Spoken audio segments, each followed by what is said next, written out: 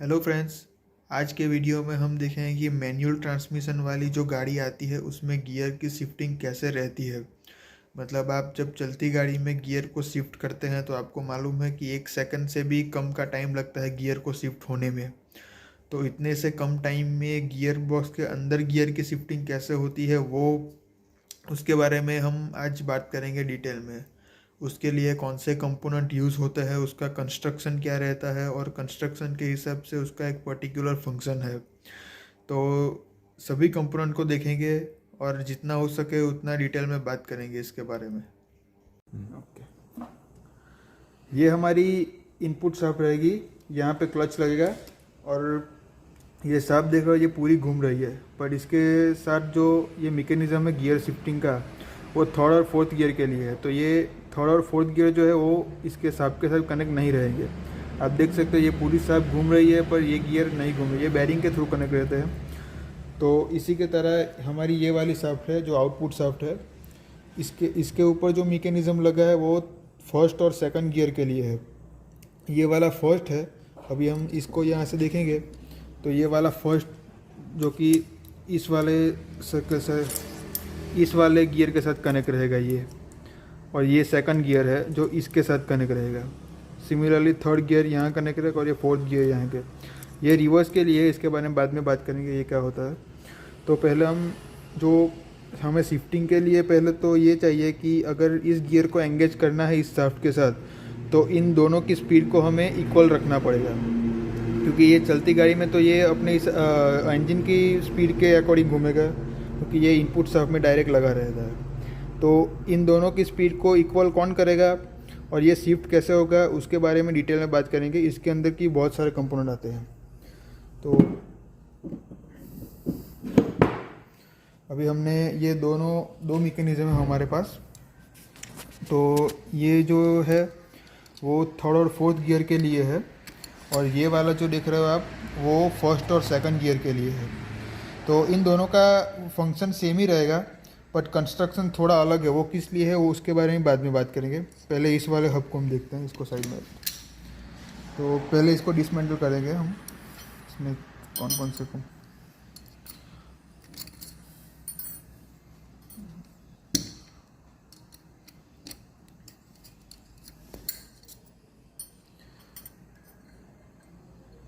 Okay, अभी हमारे 3 studs हैं।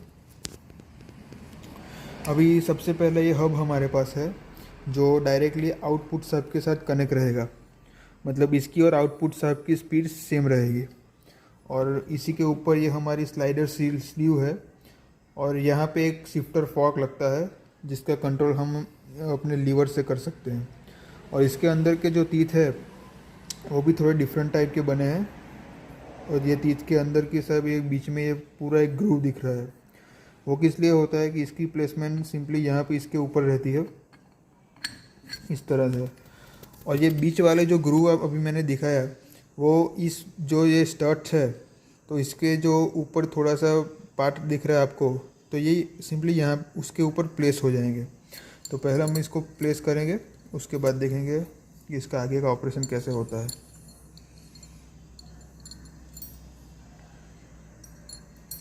अभी हमें तीनों स्टड्स को लॉक करना पड़ेगा इस सी क्लिप से। तो इसको यहाँ पे फंसाना है, सिमिलर इसके आगे आएगा। ठीक है, अब ये तीसरे में भी फंसे।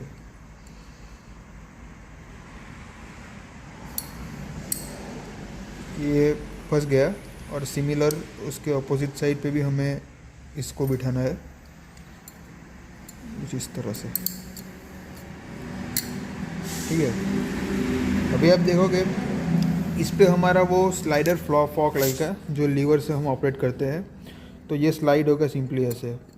अभी आप देख सकते हो कि इसमें जो स्टड्स हमने लगाए हैं जो क्लिप से फिक्स किए हैं तो वो भी स्लाइडर के थ्रू स्लाइड करेंगे, और उसका क्या फंक्शन रहेगा वो हम देखेंगे। पहले हमारे पास ये 2 रिंग है, सिंक्रोनाइज़र रिंग।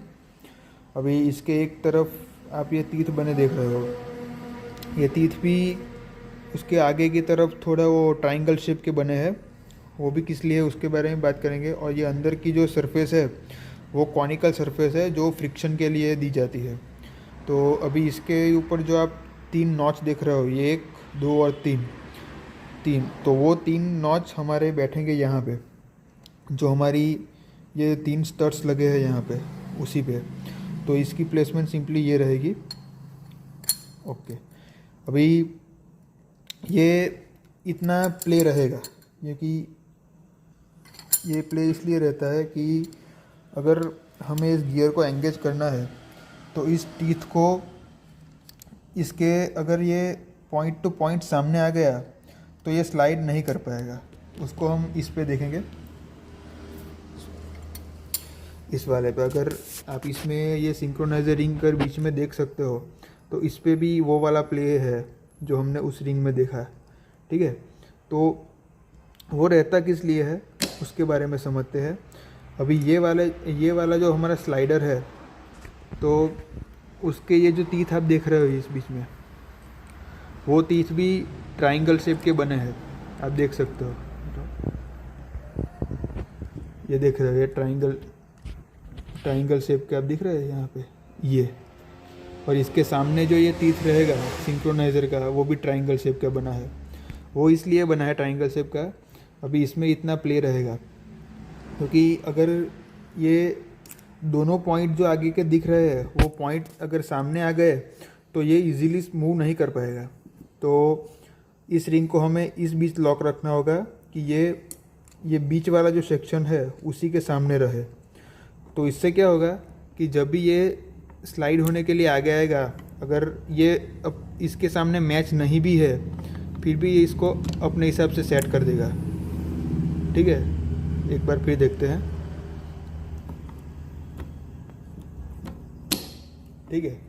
तो इसके लिए ट्रायंगल शेप के तीर दिए गए हैं। तो अभी हम इसका ऑपरेशन देखते हैं। फंक्शन जो अभी ये सिंक्रोनाइजर रिंग जो देख रहे हो, अभी ये सरफेस का हम फंक्शन देखेंगे। अभी तो ठीक है, इस प्ले के बारे में हमने बात कर ली है। अभी ये जो स्टड्स हमने लगाए हैं यहाँ पे, तो उसका फंक्शन क्या रहेगा, वो यहाँ पे कनेक्ट रहेंगे इस वाले पॉइंट पे। अब देख सकते हो ये भी 3 जगह पे दिए गए हैं, तो सिंपली ये 3 प्लेस पे कनेक्ट हो जाएंगे इस तरह से। अभी ये स्टड्स का यही काम है कि ये इस शिफ्टर स्लीव के साथ सिंक्रोनाइज़र रिंग को भी पुश करेगा आगे तरफ। अभी जैसे ही पुश करेगा तो इसके सामने जो गियर लगा है उसकी जो सरफेस रहेगी वो स्मूथ रहेगी। वो किस तरह स्मूथ रहेगी वो इसमें हम देख देंगे। इस तरह से स्मूथ रहेगी। अगर ये स्मूथ सरफेस का ये कांटेक्ट में आएगा तो यहाँ पे फ्रिक्शन बनेगा। तो जैसे फ्रिक्शन बनेगा तो इसकी स्पीड सामने वाले गियर की स्पीड इक्वल हो जाएगी, और इक्वल होगी चल रहे ये जैसे ही गियर के साथ कांटेक्ट में आएगी तो उस सामने वाले गियर को वो पकड़ लेगी। पकड़ मतलब वो इसकी स्पीड को इक्वल ही कर देगी, इतना तेज़ पकड़ेगी। और जैसे ही इक्वल स्पीड होगी तो ये स्लाइडर सरक के इतना मूव हो जाएगा, इतना। अभी ये सामने वाले तीर जो बाहर आए हैं वो तीर कनेक्ट होंगे हमारे ये गियर के जो तीर हमें दिख रहे हैं यहाँ पे, उस वाले तीर के साथ ये कनेक्ट होंगे कुछ इस तरह से, ठीक है। तो ये हमारा 3rd गियर का है ऑपरेशन। अभी एक बार ये एंगेज हो जाएगा, फिर ये जो इस तरफ गियर जो चलेगा उसकी अकॉर्डिंग ही आउटपुट सब घूमेगी हमारी। तो सिमिलरली इस तरफ भी सेम कंस्ट्रक्शन रहेगा 3rd और 4th गियर के लिए। इसके एक तरफ हमारा 3rd गियर लगेगा, एक तरफ 4th गियर लगेगा।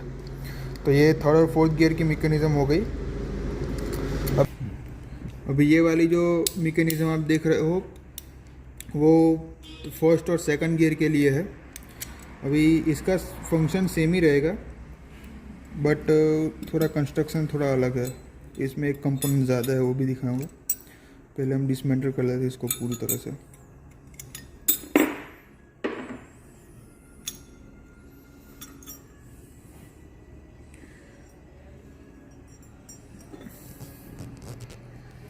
अभी ये 3 स्टड्स दिख रहे हैं आपको, देखो। इसके अंदर एक स्प्रिंग लगी रहती है, ये इसको टेंशन में रखती है। अभी ये कहाँ प्लेस होगा वो भी देखेंगे। पहले ये हमारा सिंक्रोनाइज़र हब है, अभी इसके ऊपर ये जो डिज़ाइन आप देख रहे हो ग्रूव टाइप, ये 3 है।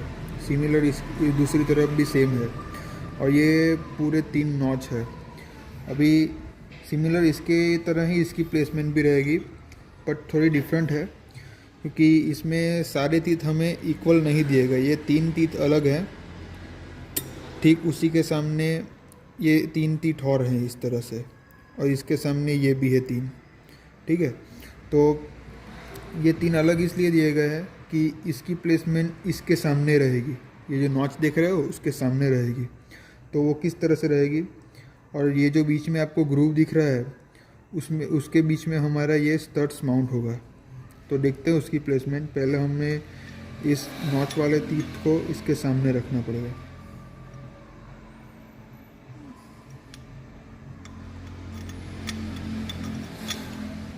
ओके, ये देख रहे हो, ये वाला टीथ मैंने इसके सामने रखा है।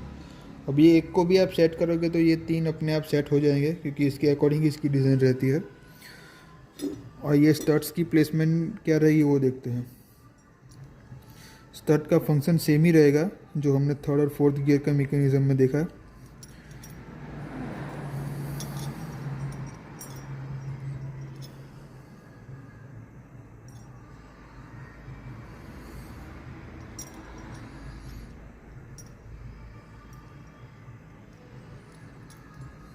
अब इसको सिंपली प्रेस करना है और ये अपनी जगह पे बैठ जाएगा। ठीक है, ये पूरा बैठ गया। अभी इसका भी अभी फंक्शन सेम ही रहेगा। ये स्टड्स भी स्लाइडर स्लीव के साथ आगे पीछे होगा। अभी ये किसको प्रेस करेगा वो भी देखते हैं। ये स्टड्स इस वाली सरफेस पर कांटेक्ट में आएंगे डायरेक्ट, तो हमें इसी के अकॉर्डिंग इसको रखना है स्टड के सामने, इस तरह से। इसमें भी हमें जो इस तरह से देखा उसी तरह से इसमें भी थोड़ा प्ले है। अभी इसके बीच रहेगी ये सिंक्रोनाइजर रिंग, ये ब्लॉकर रिंग है और ये सिंक्रोनाइजर रिंग है। इसकी जो ग्रिप आप देख रहे हो सिमिलर उसके अंदर की तरफ भी ग्रिप बनी हुई है, तो इसकी प्लेसमेंट यहाँ पे कहीं पे भी रहेगी, इसका कोई फिक्स नहीं है। और इसके सामने ये स्लीव रहेगी, और ये स्लीव जो रहती है वो इसके ये वाला जो ग्रूव है उसके साथ कांटेक्ट में आएगी। ये भी 3 है और इसके स्लीव के जो नॉच है वो भी 3 है, तो ये हमारी कुछ इस तरह से कांटेक्ट में आएगी, इस तरह से। देख रहे हो, अभी ये पूरी एक यूनिट बन जाएगी, और इसके बीच में जो ये गैप रह रही है उस गैप में हम इस रिंग को प्लेस करेंगे। और ओके, ठीक है। अभी होता यह है कि जब इसकी प्लेसमेंट यहाँ पे रहेगी, अभी हमें अगर फर्स्ट गियर शिफ्ट करना है तो ये पहले तो ये फॉर्क यहाँ पे आगे मूव होगा। यहाँ पे जैसे ही ये आगे आएगा तो वो स्टड्स के थ्रू इस रिंग को भी प्रेस करेगा। यहाँ पे प्रेस करेगा, ये आगे पुश करेगा। और ये जो सिंक्रोनाइज़र के 3 नॉच आप देख रहे हो वो इसके सामने जो गियर लगा है उसके साथ डायरेक्टली कनेक्ट रहेंगे। तो अगर वो गियर घूम रहा है तो ऑब्वियसली ये रिंग भी पूरी उसके साथ रोटेट होगी, बट इसकी मूवमेंट नहीं है। इसकी मूवमेंट हमारी आउटपुट सब के साथ कनेक्ट है, तो आउटपुट सब की जो मूवमेंट रहेगी वही इसकी मूवमेंट रहेगी। तो अभी हमें सिंपली करना ही है कि इस रिंग की मूवमेंट और इसकी मूवमेंट को सेम करना है। तो अभी क्या होगा कि ये जो शिफ्टर है हमारा वो इसको प्रेस करेगा यहाँ पे। जैसे ही ये प्रेस होगा तो इस वाली सरफेस पर एक फ्रिक्शन क्रिएट होगा, क्योंकि ये आगे पुश नहीं होगा, क्योंकि ये हमारे सामने वाले गियर के साथ एंगेज है। और जैसे ही वो एंगेज रहेगा तो इस वाली रिंग पर भी एक फ्रिक्शन क्रिएट होगा अंदर की तरफ, तो ये रिंग को पूरी पकड़ लेगी, दोनों तरफ से ये पकड़ लेगी। तो अभी इसको हम घुमा नहीं सकते अगर पकड़ लिया है तो ठीक है। तो अभी ये जो रिंग है और उसके साथ जो गियर अटैच है वो, और ये वाली रिंग, इसकी स्पीड सेम हो जाएगी, क्योंकि इसको फ्रिक्शन के थ्रू पकड़ लिया है। ब्लॉकर रिंग ने इस सिंक्रोनाइज़र को पकड़ लिया है, तो स्पीड इक्वल हो गई। और उसी के बाद ये हमारा जो शिफ्टर रहेगा वो स्लाइड होके अपने फर्स्ट और सेकंड दोनों में कोई भी गियर होगा इसके साथ एंगेज कर लेगा। आप यहाँ पे देख सकते हो, अगर ये फर्स्ट गियर है तो सिंपली इसको खींच के ये फर्स्ट के साथ एंगेज करेगा, और सेकंड में करना है तो ये स्लाइड होके यहाँ पे जाएगा। अभी इसमें हमें ये 3 कंपोनेंट अलग इसलिए दिए गए हैं क्योंकि ये जो अभी हम इस सिंक्रोनाइज़र को अगर देखें तो ये एक साइड से ही अपने सामने वाले गियर को पकड़ पाएगी क्योंकि इसकी डिज़ाइन इस तरह से की गई है। और अगर इसको आप देखें तो इस सिंक्रोनाइज़र को हम 2 तरफ से पकड़ सकते हैं। एक पकड़ ये ब्लॉकर रिंग पकड़ेगी और इसके सिमिलर अंदर की तरफ रहेगी तो ये वाली स्लीव इसको पकड़ के रखेगी। तो इसको दोनों तरफ से इसलिए पकड़ के रखा जाता है क्योंकि गाड़ी का फर्स्ट और सेकंड गियर में जो गियर स्पीड का डिफरेंट रहेगा वो ज़्यादा रहेगा, क्योंकि फर्स्ट गियर में हमें टॉर्क ज़्यादा चाहिए, स्पीड कम चाहिए।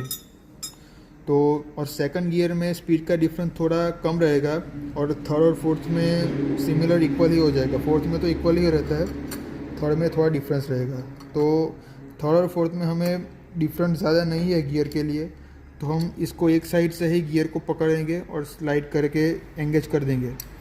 और फर्स्ट और सेकंड के लिए हमें ज़्यादा फ्रिक्शन की ज़रूरत है, तो इसको हमें 2 तरफ से, इस रिंग को हम 2 तरफ से पकड़ेंगे। ठीक है।